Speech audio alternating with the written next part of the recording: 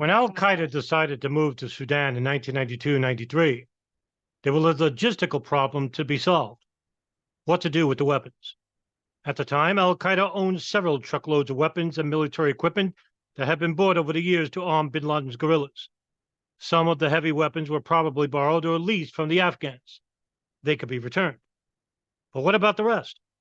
Suppose they could be sold in one of the sprawling weapon bazaars along the Afghan-Pakistan border.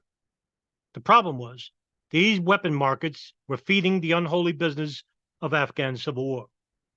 Besides, the prices were terrible, and transporting the weapons from coast, where they were stored, down to Maram Shah would hardly be worth the effort. We do not know how the al-Qaeda leadership reasoned at the time, but there were some of the arguments used by Mustafa Hamid in meetings with al-Qaeda's leaders. Hamid had, of course, the perfect solution to al-Qaeda's logistical dilemma: donate the weapons to the Islamist opposition in Tajikistan. The Tajik Nahda Party, led by Muhammad al-Nuri, was preparing to launch a guerrilla campaign against the Tajik communist regime. Al-Nuri had already reached out to Islamist groups in Peshawar to get military support for their rebellion. Some of the Arabs in Peshawar thought Tajikistan could be their next Afghanistan, a continuation of the jihad against an ungodly communist regime. The Tajikistan Project was originally Mustafa Hamid's idea, or so he describes in his memoirs. The project had at least two goals. One was to train Tajik commanders in a form of train-the-trainers program in coast. The other goal was to supply the Tajik opposition with weapons. Hamid convinced al-Qaeda to donate their weapon caches in coast to the Tajik cause. Hamid was also able to borrow the Al-Farouk training camp, which al-Qaeda anyway had planned to shut down, for training Tajik recruits. Over time, al-Qaeda also contributed to the project with trainers. This appears to have been at the personal initiative of al-Qaeda's representatives in coast, Abu Atta al-Sharqi, and not something that was planned from the beginning. The Tajikistan Project, which was carried out in 1992 and 1994, involved a number of famous Afghan Arabs. Mustafa Hamid was there. Abu Zubaydah was there. Abu Atta al-Sharqi was also al-Qaeda's representative. Jihad Wall was there. Abid al-Hadi al-Iraqi, who later joined al-Qaeda and became the most high-ranking al-Qaeda commander on the Taliban front lines, was there. Ibn Khattab, who had been fighting in Nangarhar, was not part of Hamid's project, but went to Tajikistan and opened his own front line there, just as he'd done previously at the Jalalabad front. All these individuals were motivated for participation in classical jihad, as it had been promoted by Abdul Azam, with the aim to fight the occupation of Muslim lands, or alternatively, support Muslim insurgents or separatists, such as those in Chechnya and Tajikistan. The Tajikistan Project illustrates how al-Qaeda was only one among several actors in Afghanistan carrying these ambitions at the time. When Mustafa Hamid initially sought to gain support for the project, he encountered one of the major fault lines in the Afghan Arab community. Namely, how should the Arab Islamists continue their struggle against the Afghan-Soviet war was over? Many of the Afghan Arabs simply returned to their home countries to their normal lives. For some nationalities, like the Egyptians, it was difficult to return because they faced legal prosecution in their home countries. For those who stayed, some continued to be engaged in nonviolent activism, such as preaching or charity work. Then there were those who inclined to continue with some kind of militant activity. They could roughly be divided into two groups: those who wanted to take up arms against the Arab regime in their home country, and those who wished to take part in the classical jihad, wars to fight occupation on Muslim lands. The Afghan-Soviet War had been the prototype of the classical jihad, but it had also attracted men like Ayman al-Zawahiri, who at the time viewed Afghanistan as preparation for the revolutionary struggle in Egypt. This is why groups like Egyptian Islamic Jihad and Gamma Islamiyah ran training camps in Afghanistan, but did not send fighters to the Mujahideen front lines. The coming Egyptian struggle was the only struggle that mattered to them. It was to be expected, therefore, that Mustafa Hamid's project was met by resistance from other Afghan Arab groups in Peshawar. He recalls a meeting he had with an Arab faction called the Caliphate Group in the headquarters in Peshawar. Hamid would quote, "I sat down with the deputy leader, 10 of his assistants, and a number of ordinary members. I soon realized I was subject to some kind of public inquisition. The deputy asked me, 'Why do you want to impede the jihad against the Arab Tajiks and the tyrants and open a project to mislead the youth?' I said that there were those who did not want or could not return to their home countries, and it was better for them to join a useful project instead of perishing on the streets of Pakistan or in a battle against a madman in Kabul." End quote.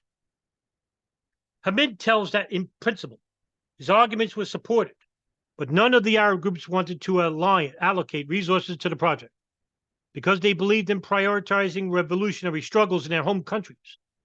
It did not make sense for members of the Egyptian Islamic Jihad to send their men to Tajikistan, who they were fighting to establish an Islamic state in Egypt.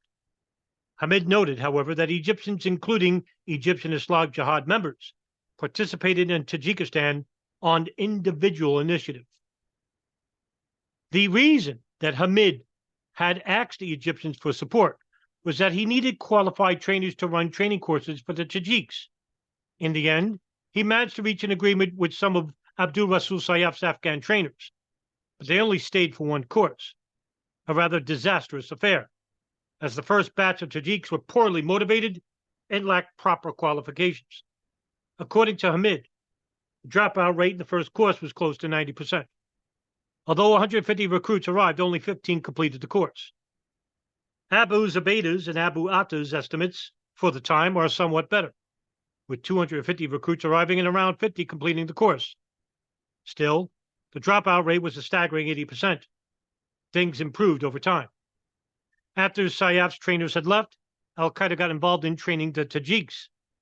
This appears to have been the private initiative of Abu Atta al-Sharqi, who was an old friend of Mustafa Hamid. Abu Atta wrote to the al-Qaeda leadership in Sudan and informed them about the situation. But since the communication was so slow, he had already started supporting Hamid by the time he got the approval. After al-Qaeda joined the project, the training of the Tajiks became more organized. The Arabs found that the Tajiks had almost no knowledge of their own religion, so they hired some religious teachers from Haqqani's base to teach the fundamentals of Islam.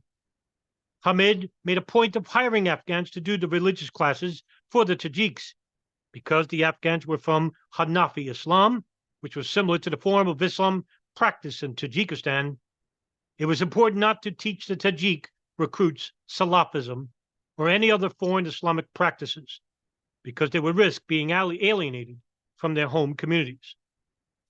This kind of religious pragmatism was shared by Abdul Azam, Osama bin Laden, and others. It was despised by certain other Arab groups in Afghanistan, the so-called Wahhabis, comprised of conservative Gulf Arabs who wanted to eradicate certain Afghan customs, such as worshipping graves and saints, on the grounds that they were un-Islamic. After the Taliban came to power, bin Laden similarly defended Mullah Omar from attacks from Wahhabi circles in his home country. The official training program ended in June of 1994. By this time around, 80 Tajiks had completed training in Al-Faruq and were ready to go back to Tajikistan. Mustafa Hamid and a delegation of Arabs traveled with the Tajiks to al-Nahda's headquarters in northern Afghanistan. The Arabs planned to enter the Tajik civil war alongside the Tajik trainees, but in the end, Hamid abandoned the plan due to safety issues, as he wrote.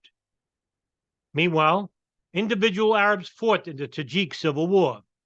The most organized group was probably led by Ibn Khattab.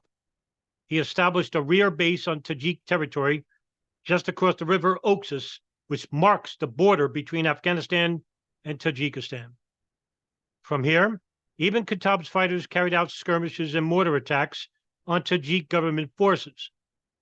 Militarily speaking, their contribution was not very effective, and when the Tajik opposition fell into discord, Ibn Khattab left and made a name for himself in Chechnya. The formal cooperation between the Arabs and the Nahda ended in mid-1994. when Nada entered into peace negotiations with the Tajik government. But Hamid and Abu Atta al-Sharqi continued to train individual Tajiks in Jihad Wall training camp. In the autumn of 1994, they got a formal request from the Uzbek commander, Tahir Yuldashev, to train a group of Uzbeks as well as the so-called Tajikistan Project continued in an informal manner. Yuldashev and his group, the Islamic Movement of Uzbekistan, would later play an important role fighting on the Taliban front lines in Afghanistan alongside al-Qaeda and other foreign militants. The other component of the Tajikistan Project, apart from the training, was to transport weapons from coast to Taloqan in northern Afghanistan to aid the Tajik rebels. It was not a straightforward task. If transported by land, the weapons would have to cross several front lines of the Civil War and would almost certainly be looted by some rogue commanders.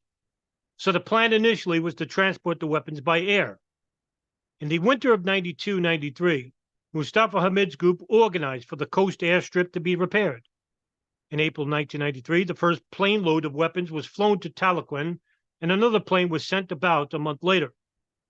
Then there were no more planes available. But there was still plenty of weapons left. So the Arabs decided, in the end, to send a truckload of weapons by land.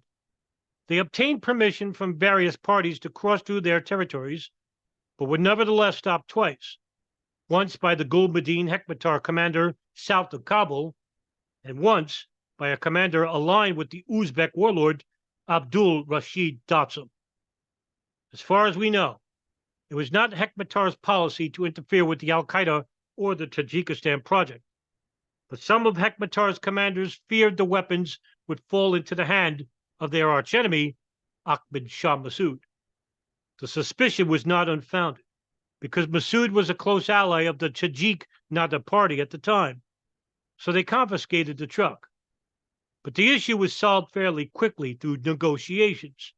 Mustafa Hamid was able to use some of Hekmatyar's Arab commanders as intermediaries to negotiate the release of the truck. It illustrates a common phenomenon among the Afghan Arabs. Even if Arabs were from different ideological camps, they nevertheless were able to cooperate on practical issues. Datsam's commander, the second person to confiscate the truck, was a harder nut to crack. Abu Zubaydah wrote about the event in his diary, which confirms it was a prolonged affair. The truck was held by Datsam's commander for 7 months, from around September of 93 to April 1994. Mustafa Hamid had no choice but to reach out to one of the most powerful and respected commanders in Afghanistan, Sheikh Jalaluddin Haqqani, to solve the crisis. But in this case, even Haqqani was at a loss. "It is the most impossible thing in Afghanistan at the moment," he told Mustafa Hamid's messenger. The problem was only solved due to the ever-shifting alliances of Afghan rebel leaders. After Datsam's commanders confiscated the truck, Datsam joined in an alliance with Hekmatyar, and Hekmatyar in the end decided to help the Arabs get the truck back. The end of the story is that a substantial amount of weapons reached the Tajiks in the end, somewhere in the realms of 10 tons, if we take Mustafa Hamid's account literally. The story of the Tajikistan Project illustrates some common difficulties that foreign rebel groups encounter when operating in civil war settings. It supports the notion that failed states rarely constitute good safe havens for terrorists. The unpredictable and violent environment of civil war makes them vulnerable and prone to be exploited, either by local bandits or by various fighting factions who may have formerly posed as protectors. But even in a war-torn Afghanistan, there were islands of relative peace and stability. Coast and Nangarhar were two such areas. Coast was controlled by Jalaluddin Haqqani's clan, while Nangarhar was under the control of the Nangarhar Shura, led by the local warlord, Haji Abdul Qadir. Al-Qaeda's Jihad Wall camp in Coast survived, through the war because they came under protection of the Coast government. Their initial protector in the province had been Fayez Muhammad from Hekmatyar's party.